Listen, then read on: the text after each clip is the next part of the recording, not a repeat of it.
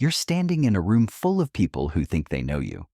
They've sized you up, calculated your weaknesses, mapped out your emotional triggers, and right now, without you even realizing it, someone is pulling your strings. Not with force, not with threats, but with something far more insidious. They're using your own psychology against you. Your need to be liked, your fear of conflict, your desire to appear reasonable, and the worst part? You're helping them do it.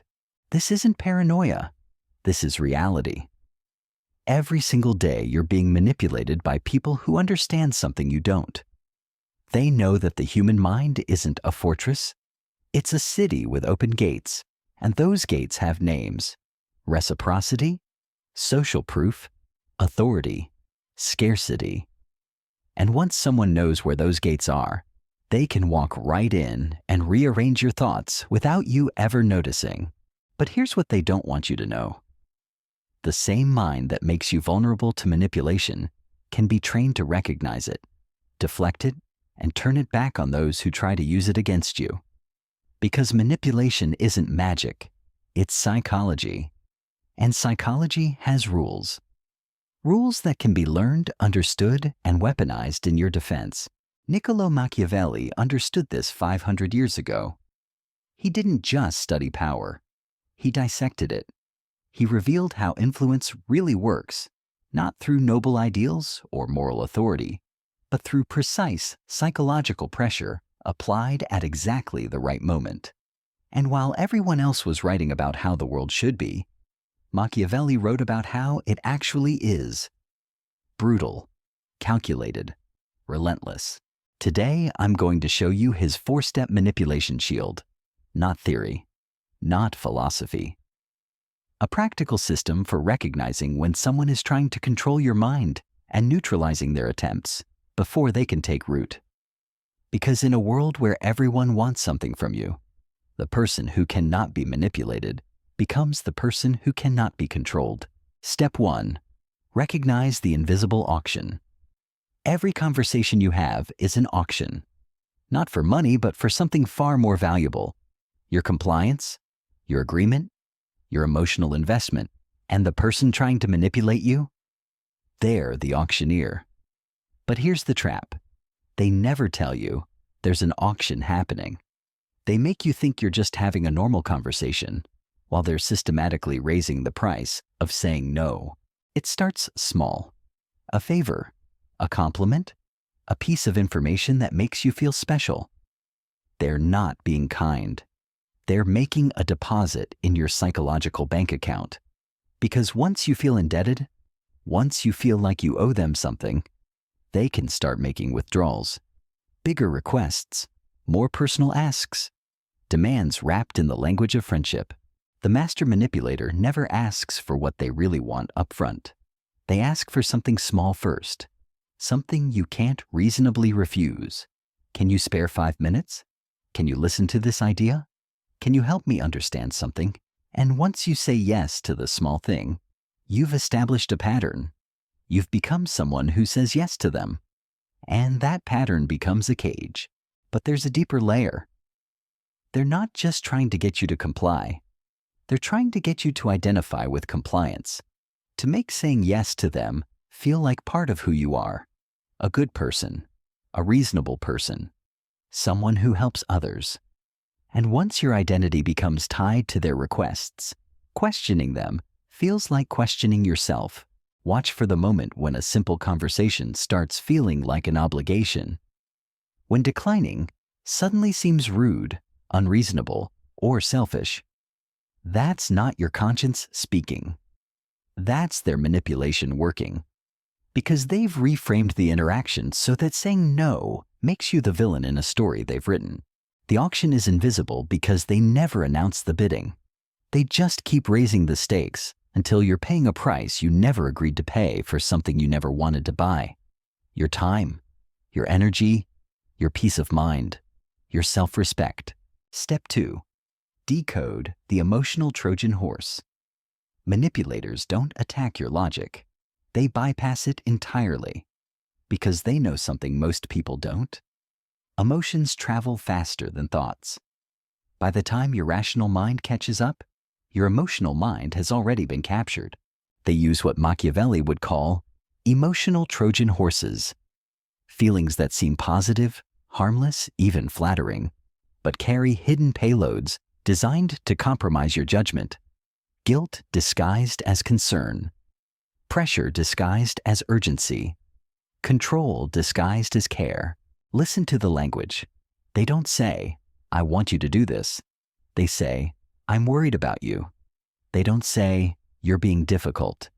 They say, "I'm just trying to help." They don't say, "Do what I want." They say, "I thought you cared about me." Every statement is engineered to trigger an emotional response that makes logical resistance feel cold, cruel, or wrong. The Trojan horse isn't the emotion itself. It's the hidden assumption buried inside it. When someone says, "I'm disappointed in you," the emotion is disappointment. But the hidden assumption is that their disappointment should matter more to you than your own judgment. When they say, "I expected better from you," the emotion is expectation. But the assumption is that meeting their expectations should be your priority. They package their demands inside emotions you're supposed to respect. Love, friendship, loyalty, trust. And once you accept the emotion, you're supposed to accept everything that comes with it. But here's what they don't tell you. You can acknowledge someone's feelings without accepting their conclusions. You can care about someone without being controlled by them. The emotional Trojan horse works because it makes you feel like you're choosing, but you're not choosing between yes and no. You're choosing between being good or bad, caring or selfish, loyal or traitorous. They've rigged the choice by controlling how the options are framed. Real emotions don't come with built-in demands. Manipulation emotions always do. When someone's feeling comes with a script for how you should respond, that's not emotion. That's programming. Step 3. Identify the manufactured urgency. Time is the manipulator's best friend. Because when you're rushed, you make decisions with your instincts, not your intelligence. And instincts can be trained, conditioned, exploited. They create artificial deadlines, limited time offers that aren't really limited, opportunities that will disappear if you don't act now, crises that demand immediate response. But here's the secret. Most manipulation relies on preventing you from thinking too clearly or too long about what's being asked of you. Real urgency is rare. Manufactured urgency is everywhere. And you can tell the difference by asking one simple question. Who benefits from the speed? If rushing helps you, the urgency might be real. If rushing helps them, the urgency is manufactured.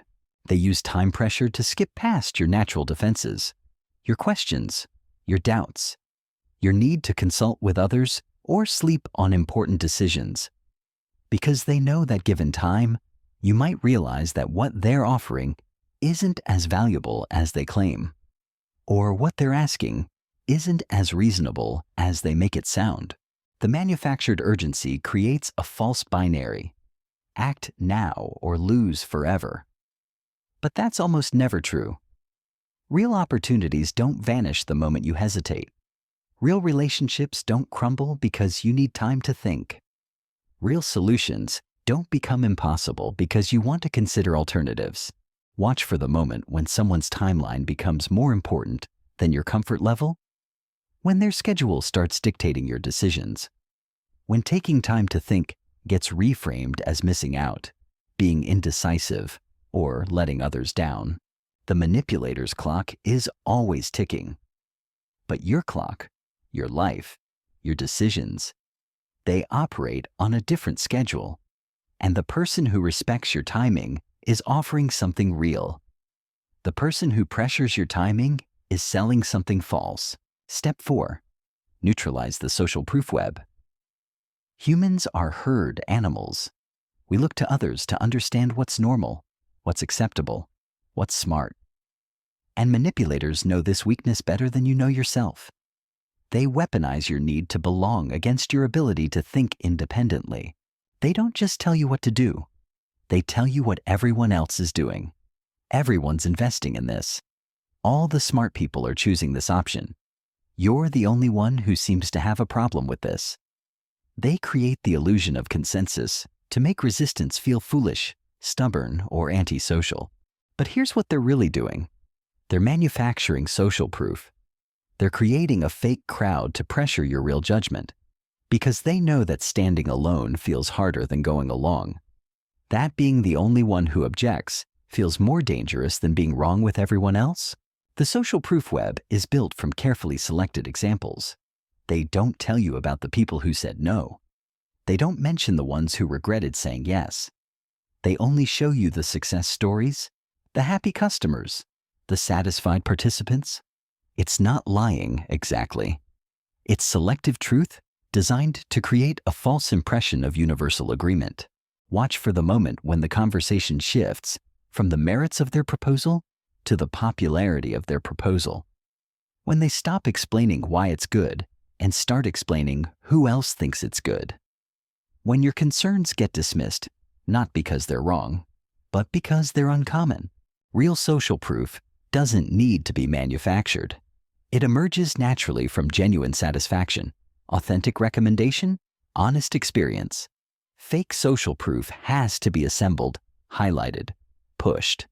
It comes with pressure to join, fear of missing out, shame about being different. The web works because it makes you feel isolated in your resistance, like you're the only one who doesn't get it, doesn't see the value, doesn't understand the opportunity. But isolation is often intelligence. Sometimes the crowd is wrong. Sometimes the consensus is manufactured. Sometimes standing alone is the only way to stand at all. They want you to believe that agreement equals correctness, that popularity proves value, that going along means fitting in. But Machiavelli knew better. He understood that the crowd follows strength, not truth. That consensus often masks coercion. That the loudest voices aren't always the wisest ones. Here's how you break free from all four traps simultaneously. You become selectively deaf, not literally, psychologically.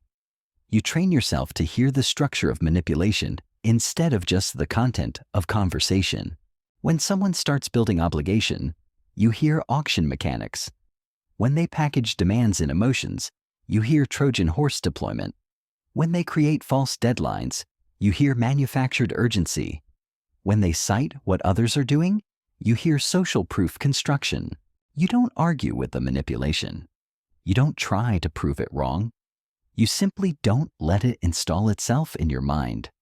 Because once you can see the architecture of influence, it loses its power to influence you. The trick that's revealed is no longer a trick. It's just psychology in motion. But there's something deeper happening here.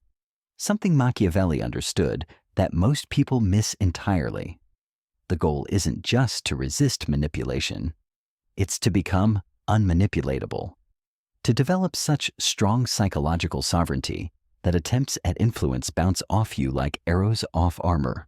This requires rebuilding your relationship with other people's emotions, expectations, and approval. Most manipulation works because you care too much about what others think, feel, or want from you. Not because caring is wrong, but because caring without boundaries is vulnerability disguised as virtue. The unmanipulatable person cares selectively. They choose which emotions to honor, which expectations to meet, which approval to seek. They don't become cold or cruel. They become discerning. They understand that not every feeling deserves a response. Not every request deserves consideration. Not every opinion deserves weight. They operate from a position of internal authority rather than external validation. Their decisions come from their own judgment, their own values, their own assessment of what serves their highest good.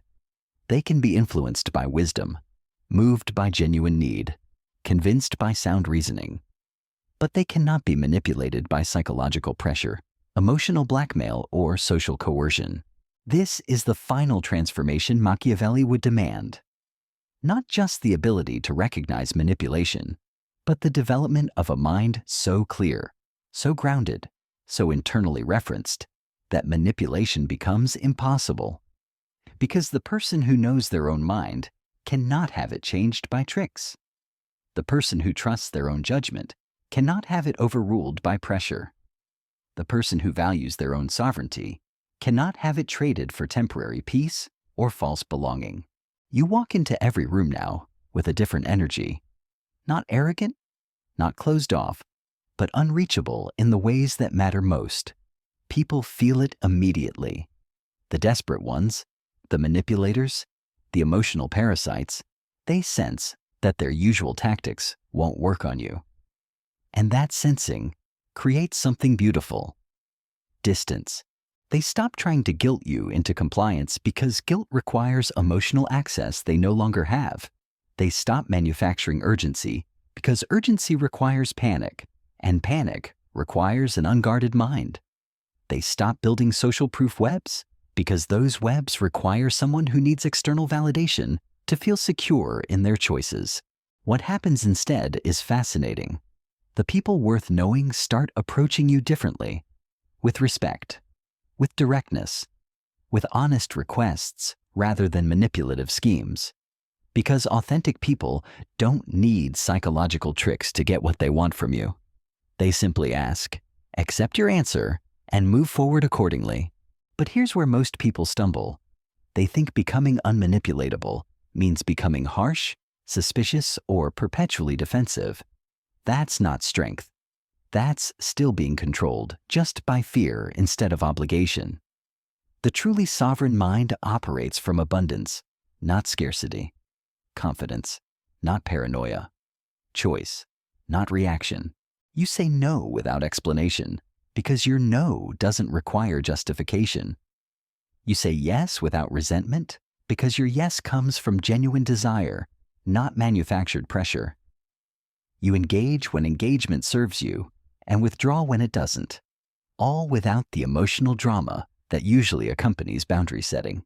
This creates something Machiavelli would recognize immediately: presence without performance, authority without aggression, power that doesn't need to announce itself because it's felt in every interaction, every decision, every moment when you choose your response rather than react from conditioning. The manipulator's arsenal becomes useless against you. Their guilt bounces off your self-respect. Their urgency dissolves against your patience. Their social proof crumbles before your internal authority. Their emotional Trojan horses find no gates to enter because your emotional responses now serve your judgment, not their agenda. But the deepest transformation happens in how you see other people's attempts at control. Instead of getting angry or defensive, you become curious. You watch the mechanics unfold with the detached interest of a scientist observing a predictable experiment. You see their need, their desperation, their learned patterns of getting what they want through psychological pressure rather than honest exchange. And sometimes, when the moment is right, you teach them a different way. Not through lecture or confrontation, but through example. By showing them what it looks like to ask directly, to accept rejection gracefully, to offer value without strings attached, to respect boundaries without resentment. This is the final gift of Machiavelli's manipulation shield. It doesn't just protect you from being controlled. It transforms you into someone who models what uncontrolled looks like, what sovereignty feels like, what authentic power actually is. The weak try to manipulate because they believe influence requires deception. The strong influence through clarity, consistency, and the rare gift of complete honesty about what they want and what they're willing to give in return. They don't need tricks because they offer genuine value. They don't need pressure because they create genuine desire. You become someone others want to be around, not because you make them feel good about themselves, but because you make them feel what it's like to be around someone who cannot be moved by anything other than their own carefully considered judgment. That's magnetic in a world full of people blown around by every emotional wind. You've now crossed into territory most people never reach. Not because they can't, but because they won't pay the price.